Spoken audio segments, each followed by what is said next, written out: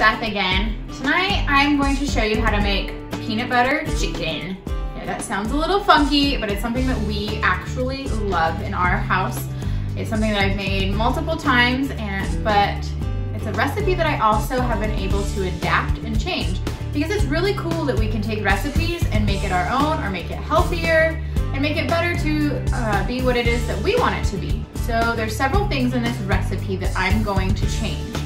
One is it calls for quite a bit of brown sugar, and I'm gonna go ahead and cut that brown sugar down, and I'll talk about that later, just because we don't need all that added sugar in this recipe.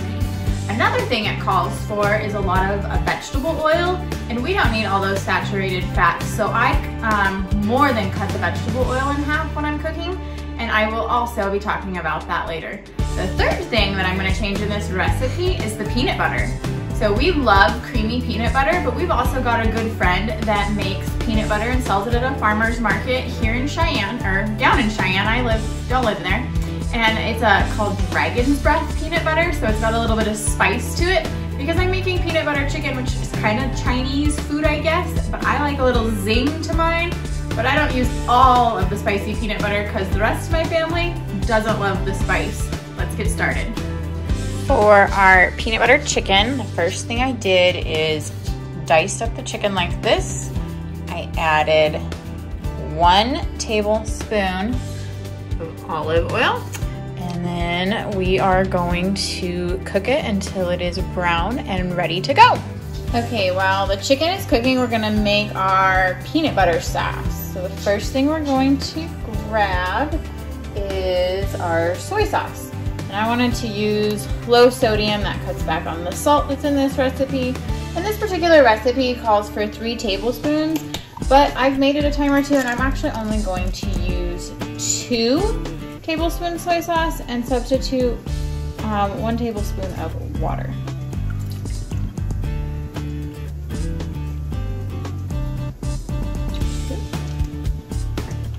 And we're gonna use 4 tablespoons of peanut butter. I like the creamy kind for this recipe, but I've also used this Dragon's Breath peanut butter. It's a spicy peanut butter. So I'm actually gonna mix this time, and it calls for 4 tablespoons of peanut butter. So I'm gonna do 2 of this spicy kind and 2 regular.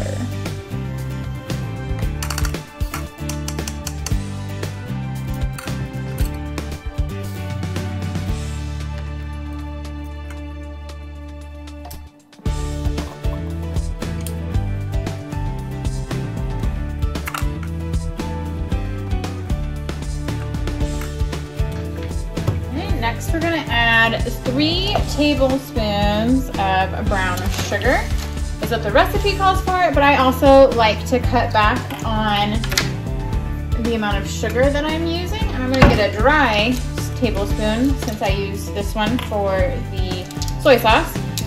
The trick about brown sugar, if you didn't know, is you actually have to pack it rather than just scoop it in there. So I like to just use the bag to pack it down into there, and you just want it to be level as can be, and just kind of keep packing it till it works.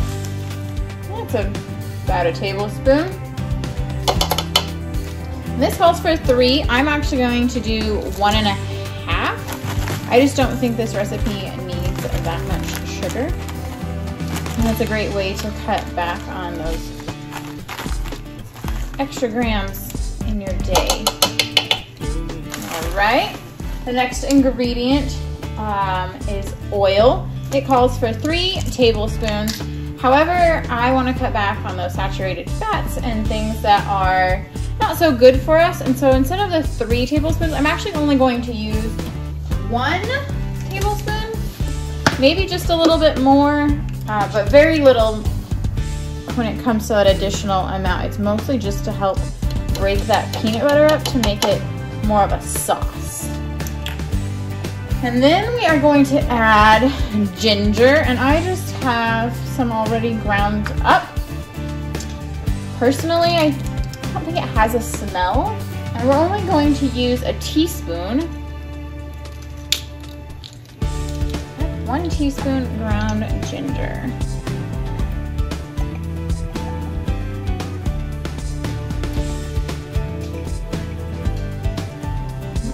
Sprinkle that in there. Give it a little tap tap. And then last thing is the vinegar. And it calls for 3 tablespoons of vinegar. And the acidity of this just helps make it more saucy.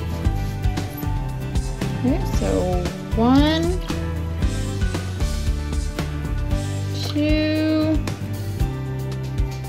and 3. And that's what it kind of looks like. And now we're just gonna whisk it all together. Hooey, no. No.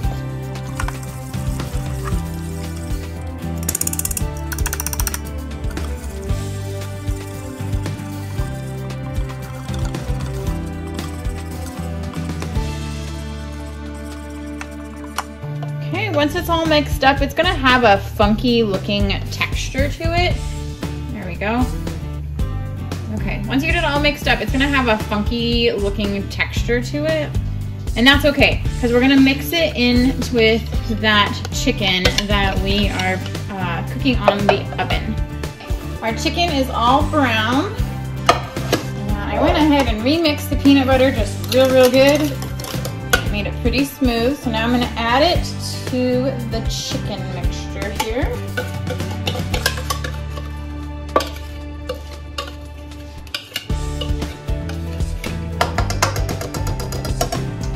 I'm actually gonna grab a spoon to get the last little bit out of the bowl.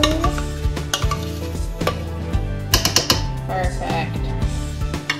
I'm gonna set that aside and then just mix this up real good.